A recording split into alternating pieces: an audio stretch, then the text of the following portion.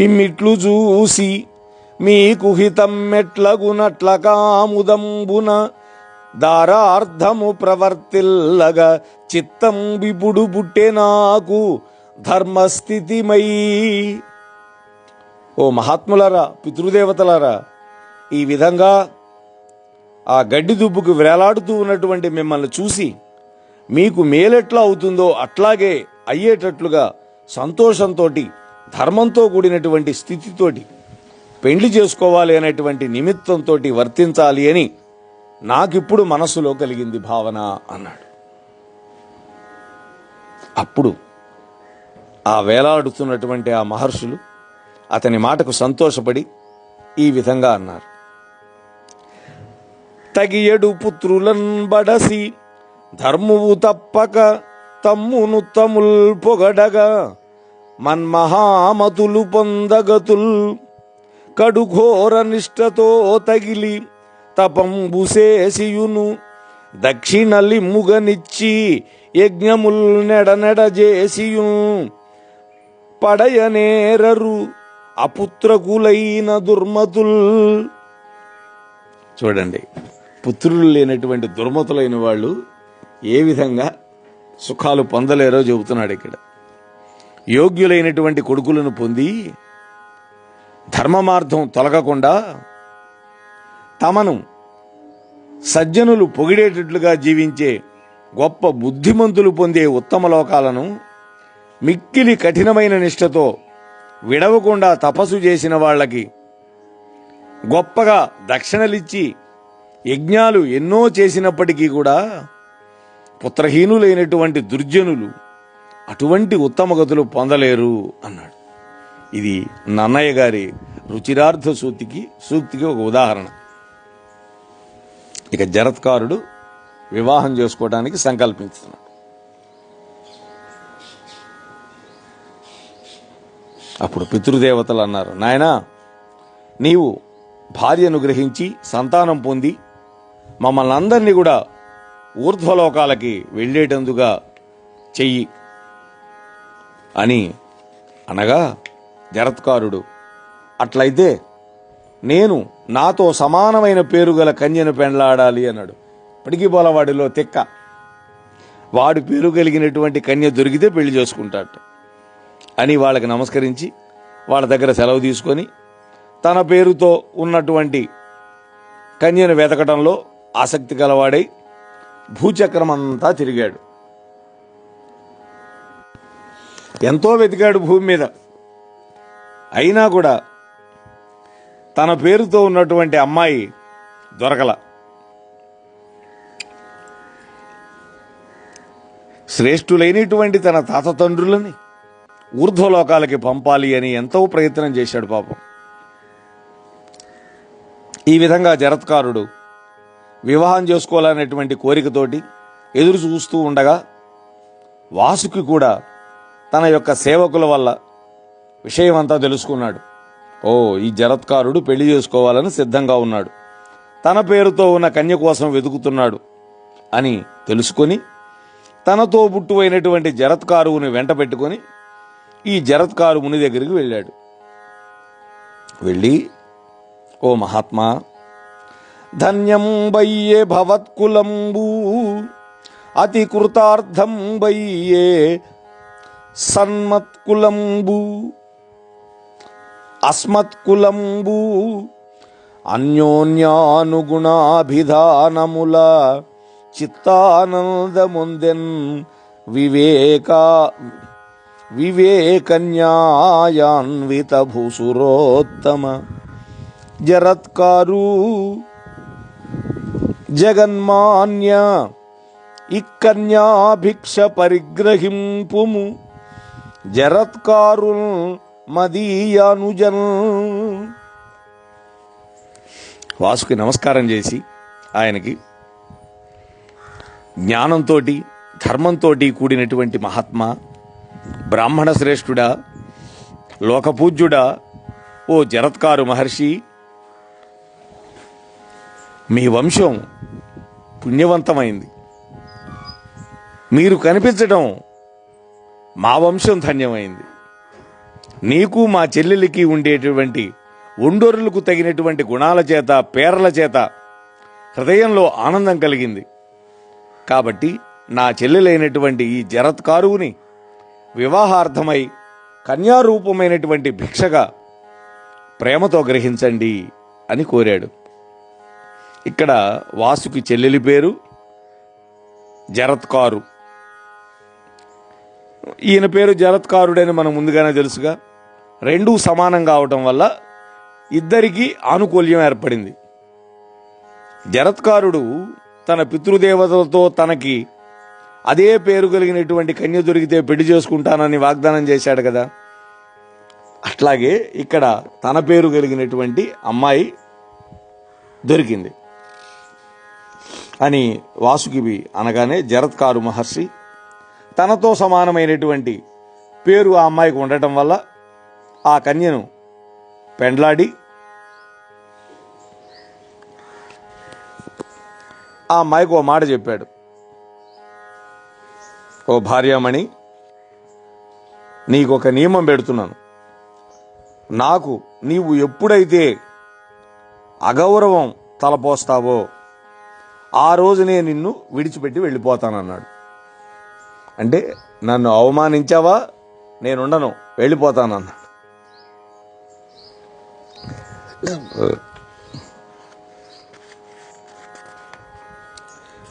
అప్పుడు ఆ కన్యామణి అయినటువంటి ఆ తల్లి ఆ జరత్కారు కత్తి మీద నడుస్తున్నట్టుగా భయంతో గడగడ వణికిపోయి నియమం చేత భయంకరుడైనటువంటి భర్తకి పగళ్ళు రాత్రుళ్ళు ఎటువంటి పొరపాటు లేకుండా శ్రద్ధాభక్తులతోటి సేవ చేస్తూ ఉన్నది. ఎందుకని ఆయన ముందే చెప్పాడు కదా. అందుకని అనవరత భక్తి పాయక తన పతికిన్ ప్రియముసేసి తద్దయు గర్భం బనురక్తి దాల్చి యొప్పెను దినకర గర్భయగు పూర్వ దిక్సతి ఓలెన్. ఆ జరత్కారు తల్లి ఎడతగినటువంటి భక్తితోటి విడిచిపెట్టకుండా తన భర్తకి మిక్కిలి ప్రేమతోటి సేవ చేసుకుంటూ ఉన్నది. ఆ పరస్పర అనురాగం వల్ల ఆమె గర్భాన్ని ధరించింది, ఆమె కడుపు వచ్చింది.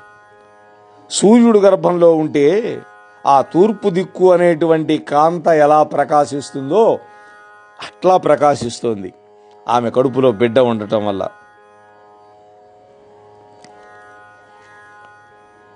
ఆ సుకుమార శరీరం కలిగినటువంటి ఆ జరత్కారు తన యొక్క తొడనే తలగడగా చేసి కృష్ణమృగము యొక్క చర్మం అనేటువంటి దాని మీద పక్కపైద తన భర్త నిద్రిస్తూ ఉన్న సమయంలో ఒకరోజు జరిగింది ఈ ఘటన. ఆమె కడుపుతో ఉంది. ఒకరోజు ఆమె భర్త కృష్ణ జింక చర్మం పరుచుకొని పడుకుంటే తలగడగా తన తొడబెట్టింది ఆ తల్లి. అలా పడుకున్నటువంటి వాడు నిద్ర లేవల. సాయంత్రం అయింది, సూర్యుడు అస్తమించబోతున్నాడు, సిద్ధంగా ఉన్నాడు అస్తమించడానికి. ఆ ఆశ్రమంలో నివసించే ఋషులందరూ కూడా సంధ్యాకాలంలో సాయం సంధ్యలో చేయదగినటువంటి సంధ్యావందనాది కర్మలన్నీ చేయడానికి పూనుకుంటే చూసింది ఈమె. చూసి ఆ తల్లి మనస్సులో అనుకున్నది,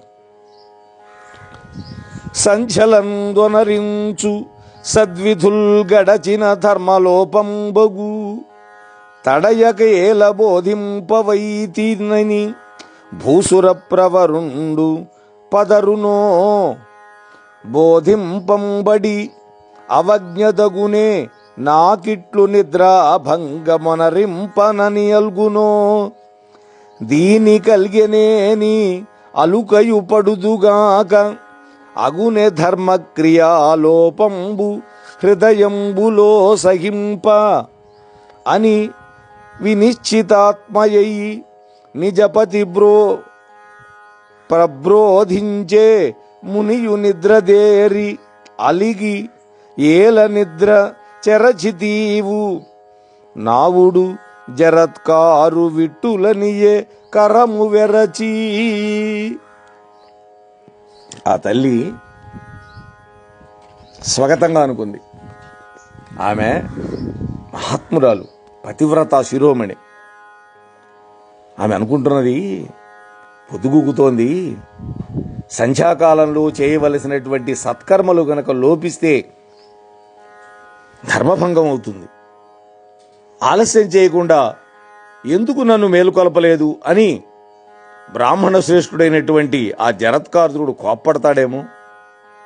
ఒకవేళ నేను మేలుకొల్పితే దాన్ని అవమానంగా భావించి నాకెందుకు నిద్రాభంగం కలిగించావు అని కోపిస్తాడో అని ఆమె డోలాయమాన స్థితిలో ఉంది. లేపకపోతే భర్తకి ధర్మభంగం కలుగుతుంది, ధర్మలోపం కలుగుతుంది. లేపితే నన్ను ఎందుకు లేపావని కోప్పడతాడేమో. ఇది ఆమె మనస్సులో విచ్చికిచ్చ. అయినా కూడా చివరికి ఏం చేసిందో తెలుసా? ఒకవేళ నేను మేల్కొల్పినందుకు కోపించి నన్ను శపించినా కూడా నేను భరిస్తాను. ధర్మకార్యానికి లోపం హృదయంలో కూడా నేను భరించలేను అనుకుంది. భర్తకి ధర్మలోపం జరగటం నా మనస్సులో కూడా ఆలోచన రాకూడదు అనుకుంది అని మనస్సులో నిశ్చయించుకుని ఆ జరత్కారు ఏమైతే ఇదవుతుంది అని తన భర్తను మేల్కొల్పింది. జరత్కారుడు నిద్ర నుంచి మేల్కొని కోప్పడ్డాడు. నువ్వెందుకు నాకు నిద్రాభంగం చేశావు అని అడిగితే అప్పుడు ఆ తల్లి ఏ విధంగా చెప్పింది. ఇక్కడ ఆ తల్లి మనసులో ధర్మ సంఘర్షణ జరిగింది. చూశారు కదా, ధర్మ సంఘర్షణలో చివరికి తన యొక్క మనస్సు ఎటువైపు మళ్లించుకుంది? భర్తకి ధర్మలోపం జరగకూడదు అనుకుంది. తనకేమైనా పర్వాలేదు అనుకుంది. అందుకని నిద్రలేపింది. ఇక్కడ ఆమెకు ఉండే ధర్మక్రియా శక్తి మనకి తేటతెల్లం అవుతుంది. ఆమెలోని ధర్మచింతన ప్రవృత్తి ఆమె సంతానమైనటువంటి ఆస్తికునిలో ఆ తరువాత ప్రతిఫలిస్తుందని ఇక్కడ వస్తుధ్వనిగా మనం గ్రహించాలి. ఇందులో నన్నయ్య గారి యొక్క ధర్మనిష్ట ప్రతిఫలిస్తూ ఉంది ఈ పద్యంలో. ఆ తల్లి అంటున్నది, ఎందుకు లేపావని కోప్పడితే జవాబు చెప్పాలి కదా. ఇనుడస్తమింపబోయిన అనఘా బోధింపవలసెననవుడు నా మేల్కనునంత నుండక ఇనుడు నరంగనస్తాద్రికేగనోడె జపుమా. ఇది ఆయన మాట. ఆమె మాట ఏం చెప్పింది? ఓ పాపరహితుడా, సూర్యుడు అస్తమించడానికి సిద్ధపడుతూ ఉంటే ధర్మకార్యాచరణానికి లోపం కలుగుతుందని మిమ్మల్ని నిద్ర నుంచి మేల్కొలిపాను అంటే ఆయన అన్నాడు, సూర్యుడికి అంత దమ్ముందా? నేను మేల్కొనే వరకు అస్తమించకుండా ఉండకుండా సూర్యుడు పడమటి దిక్కుకు వెళ్ళటానికి భయపడ్డా అన్నాడు. అది అతని యొక్క తపస్సు.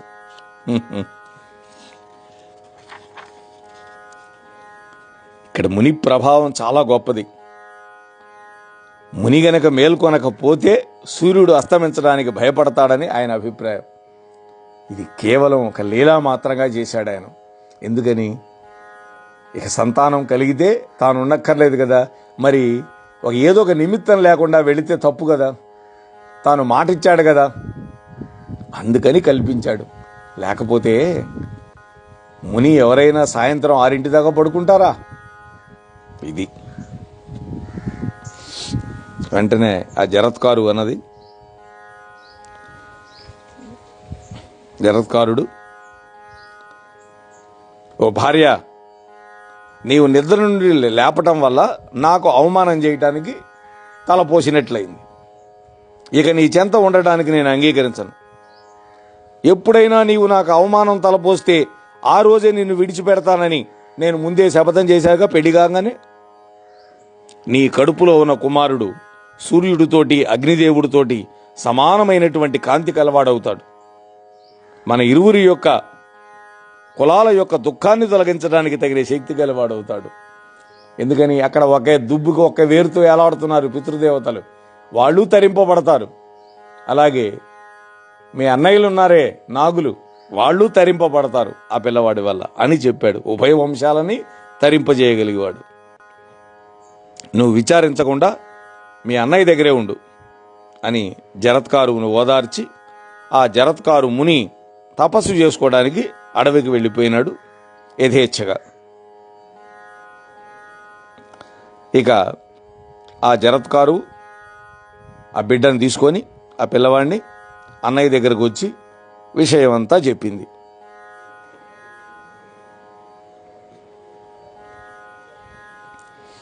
ఆ ఆస్తికుడు కొన్నాళ్ళకి పుట్టాడు. ఆ పిల్లవాడు పుట్టాడు, విద్యాభ్యాసం చేశాట. ఎట్లా?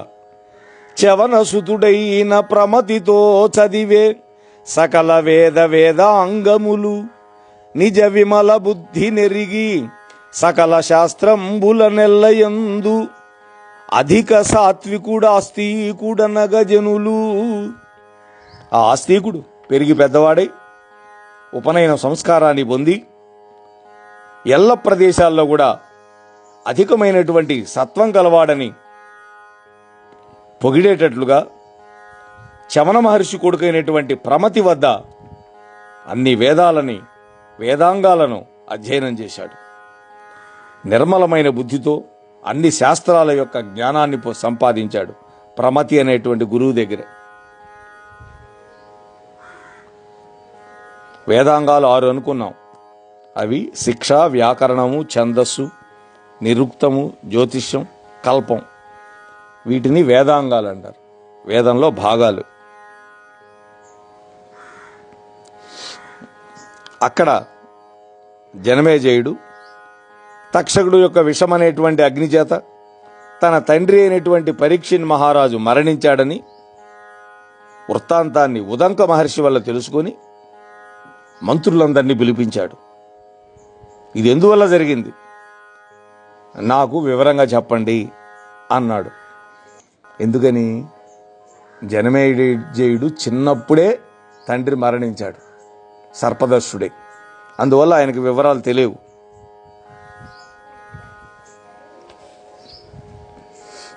మంత్రులను పిలిపించి అడిగాడు. వాళ్ళు వచ్చి,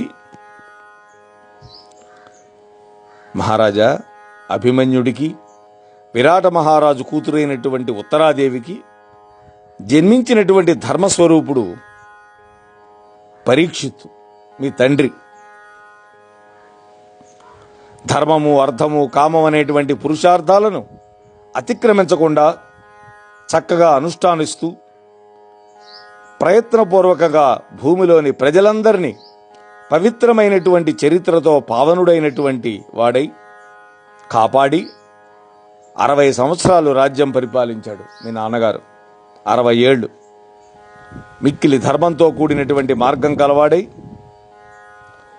నీ వంటి మంచి కుమారుడిని పొంది పవిత్రమైనటువంటి వాడు.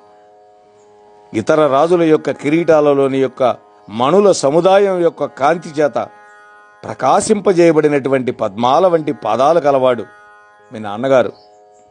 మీ వంశకర్త అయినటువంటి భరతుడితో సమానం అని ఆ మంత్రులు చెప్పారు. అభిమన్యుడు కురుక్షేత్ర సంగ్రామంలో మరణించే సమయానికే ఉత్తరాదేవి గర్భవతిగా ఉంది. అశ్వత్థామ ఆ చివరి రోజు అపాండవమగుగాక అని బ్రహ్మాస్త్రాన్ని ప్రయోగించాడు. కృష్ణుడు అంగుష్టమాత్ర దేహుడై ఆమె యొక్క గర్భంలోకి వెళ్ళి ఆ అస్త్రం నుంచి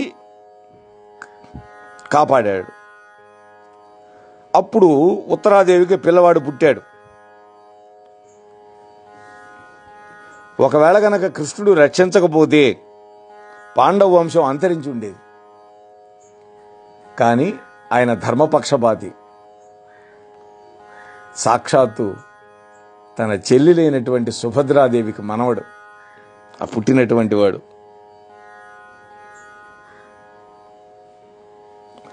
అందువల్ల పరమాత్మ ఆ వంశాన్ని పరీక్షీణం కాకుండా కాపాడాడు, రక్షించాడు.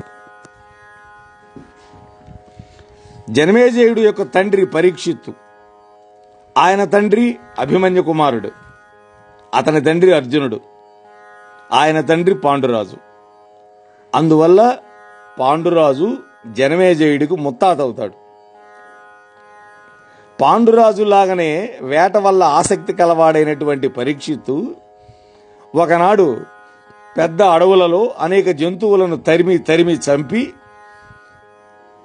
తన బాణపు దెబ్బతిని పారిపోయినటువంటి ఒక లేడిని అనుసరిస్తూ పరిగెత్తుకుంటూ వెళ్ళాడు.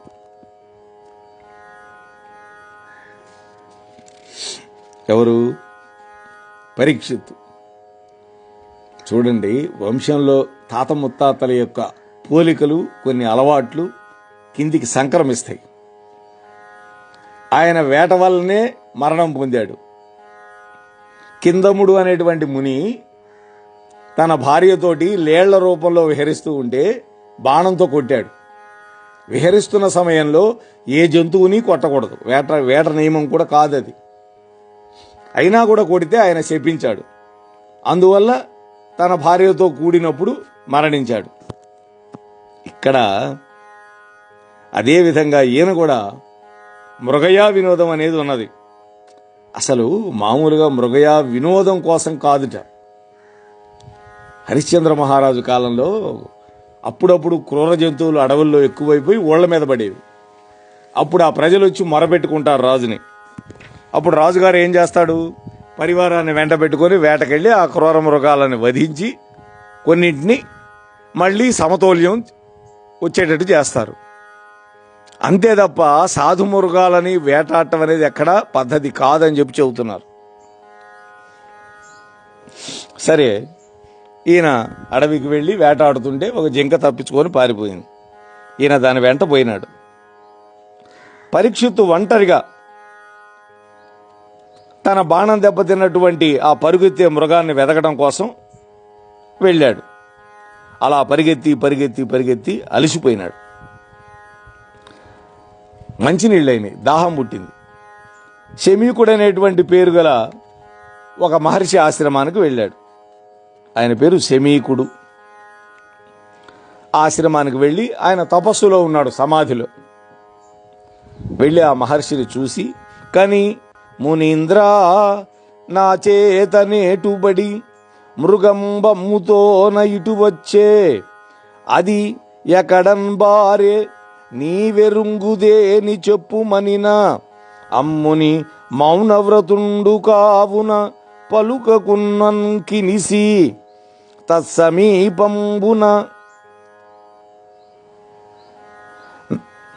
అపగ ప్రాణంబై పడియున్న పామున్ తన వింటి కొప్పున నెత్తి అమ్ముని అరుతందగులవైచి క్రమ్మరి హస్తిపురంబు వచ్చియున్న ఎంత. ఓ మునిశ్రేష్ఠ, ఆయన సమాధిలో ఉన్నాడు.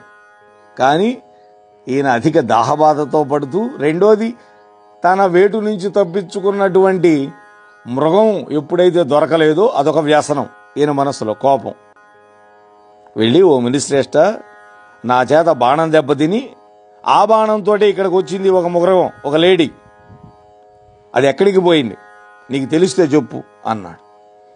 ఆ ముని సమాధి స్థితిలో ఉన్నవాడు కావడం వల్ల ఏమీ జవాబు చెప్పకుండా ఉన్నాడు. వెంటనే ఈయన కోపం వచ్చింది, రాజు కదా. అతని పక్కనే పడి ఉంది ఒక చచ్చిపోయిన పాము. అది తన వింటి యొక్క కొమ్ముతోటి పైకి లేపి ఆ శమీకముని మెడలో తగిలించి హస్తినాపురానికి వెళ్ళిపోయాడు. ఆ శమీక మహర్షికి ఒక కొడుకున్నాడు. వాడి పేరు శృంగి.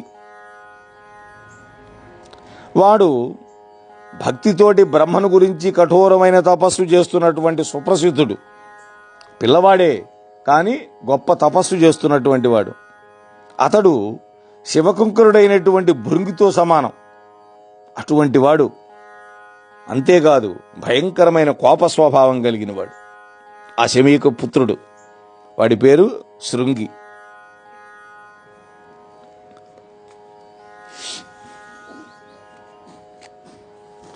ఈ విధంగా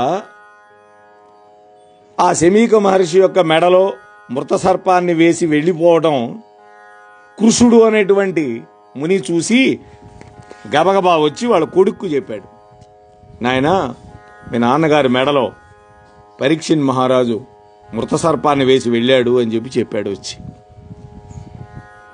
ఇక ఆ మాట వినగానే శాపం ఇవ్వడానికి కమండలోని జలాన్ని గ్రహించాడు.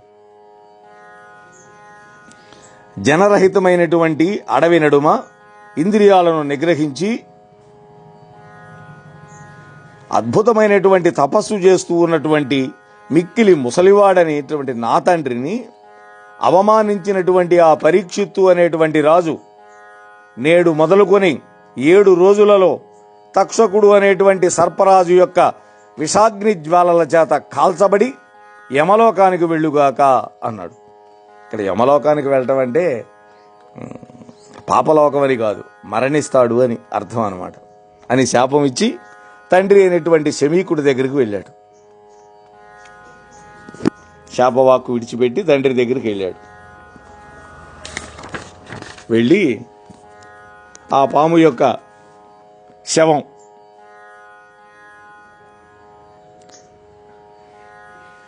మెల్లిగా తీసివేశాడు. పాపం అలా పాము మెడలో ఉన్నా కూడా ఆయన ధ్యానంలో ఉండటం వల్ల నా మెడలో మృత సర్పం ఉందని ఆయనకు తెలియదు. పాము కళేబరాన్ని తీసేసి ఆ క్షణమందే కన్నులు తెరిచినటువంటి తండ్రికి నమస్కారం చేశాడు. శృంగి కన్నీటితో నిండినటువంటి నేత్రాలు కలిగి పరీక్షిత్తు చేసినటువంటి ఆ దుష్కార్యాన్ని చెప్పి తానిచ్చినటువంటి శాప విధానాన్ని కూడా చెప్పాడు. అప్పుడు శమీక మహర్షి చాలా దుఃఖపడ్డాడు. మహాత్ములు ఎప్పుడు కూడా కోపాన్ని దగ్గరికి రానిరు. అద్భుతమైనటువంటి పద్యం చెప్పాడు ఇక్కడ, సూక్తి. క్రోధమ తపముంజరచును క్రోధమ అణిమాదులైన గుణములు బాపు క్రోధమ ధర్మక్రియలకు బాధయగును క్రోధిగా తపస్వికి చన్నే. ఇది శమీక మహర్షి యొక్క మాట. నాయన, కోపమే తపస్సుని జడగొడుతుంది. కోపమే అణిమ లఘిమ మొదలైనటువంటి అష్టసిద్ధులను పోగొడుతుంది. కోపమే ధర్మంతో కూడినటువంటి కార్యాలకి బాధ కలిగిస్తుంది. కాబట్టి తపస్సు చేసే మునికి కోపం తగదు నాయనా అన్నాడు. క్షమలేని తపసి తపమును ప్రమత్తు సంపదయు ధర్మబాహ్య ప్రభురాజ్యము భిన్న కుంభమున తోయముల బట్టుల అధ్రువంబులగునని ఎల్లను. ఇక్కడ ఒక అద్భుతమైనటువంటి ఉపమానంతో చెప్పాడు. ఓర్పు లేనటువంటి ముని యొక్క తపస్సు, అలాగే ప్రమాదపడేవాడి ధనము, ధర్మం నుండి తొలగినటువంటి రాజు యొక్క రాజ్యం, ఈ 3 కూడా చిల్లుబడినటువంటి ఓటుకొండలో ఉన్నటువంటి నీళ్లులాగా అస్థిరాలు అవుతాయి అన్నాడు.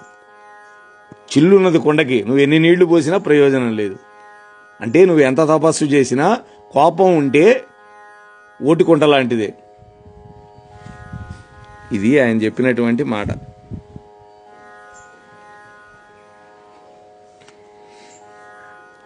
అంటే మదోన్మత్తుడైనటువంటి వాడి ధనం అన్నమాట. మదం ఉంటుంది, వాడి దగ్గర ధనం ఉంది, వాడి డబ్బు కూడా అటనే పోతుంది అన్నాడు. నాయన, ఓర్పు విడిచిపెట్టి నీవు ఇదివరకు ఎన్నడూ చూడనటువంటి మునులకు ఉండరానటువంటి కోపాన్ని పొందావు. సరిగా ఆలోచించకుండా సర్వభూమిని రక్షించేవాడైనటువంటి పరీక్షిన్ మహారాజుకి శాపం ఇచ్చి చెడు చేశావు. రాజులచే రక్షింపబడితే కదా మనలాంటి గొప్ప మునులు శ్రేష్టమైనటువంటి తపస్సు చేయగలుగుతాం, వేదాలచే విధింపబడినటువంటి ధర్మకార్యాలు కొనసాగించగలుగుతాం, గొప్ప శక్తి కలిగి మనం ఉండగలుగుతున్నాం. రాజు యొక్క రక్షణ ఉంటేగా. అటువంటి రాజులకి కీడు తలపెట్టడం కంటే అధికమైనటువంటి పాపం మరొకటి ఉండదు. అదే కాకుండా భరత వంశాన్ని పవిత్రం చేసేటటువంటి పరీక్షిన్ మహారాజుకి, ఆ మహారాజుని సామాన్యుడైన రాజుగా తలపోసావా? అతడు సామాన్యుడైన రాజు కాదు, మహాత్ముడైన కలిపురుషుణ్ణి నిగ్రహించినటువంటి వాడు ఆయన అని పరిపరి విధాలుగా కొడుకు చేసినటువంటి పనికి బాధపడ్డాడు. అందుకనే పెద్దలు చెబుతారు, పురాణాలు కూడా చెప్పినటువంటి మాట, ప్రజలు తాము సంపాదించినటువంటి పన్నులో ఎట్లయితే కప్పం కడతారో మహర్షులు కూడా కప్పం కట్టాలి. మరి మహర్షుల దగ్గర డబ్బు ఉన్నదిగా కప్పం కట్టడానికి. వాళ్ళు తపస్సు అనేటువంటి ధనాన్ని 1/6 వంతో 1/10 వంతో వాళ్ళు రాజుకు ధారపోస్తారు. ఆ తపశక్తి ధారపోయించుకోవటం వల్ల రాజులు శక్తితోటి రాజ్యాన్ని పరిపాలించగలుగుతారన్నమాట.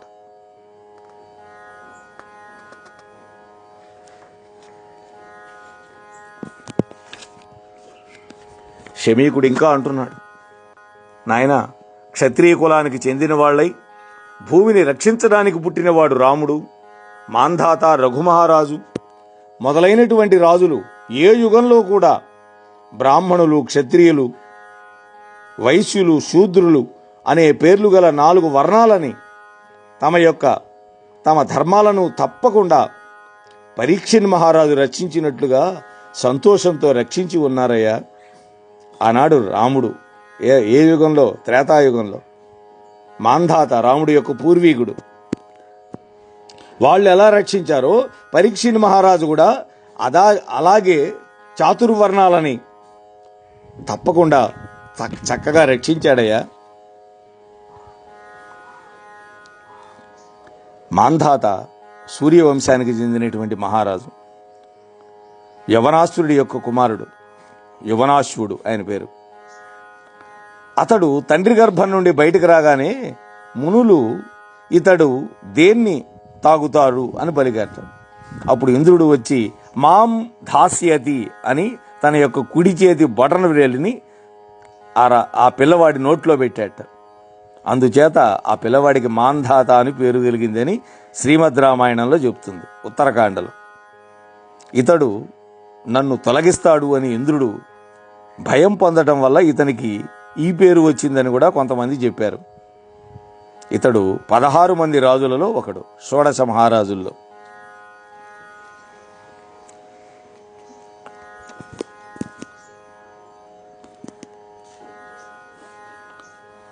మరి ఆ తరువాత ఇంకా శమీక మహర్షి ఏం చెప్పాడు?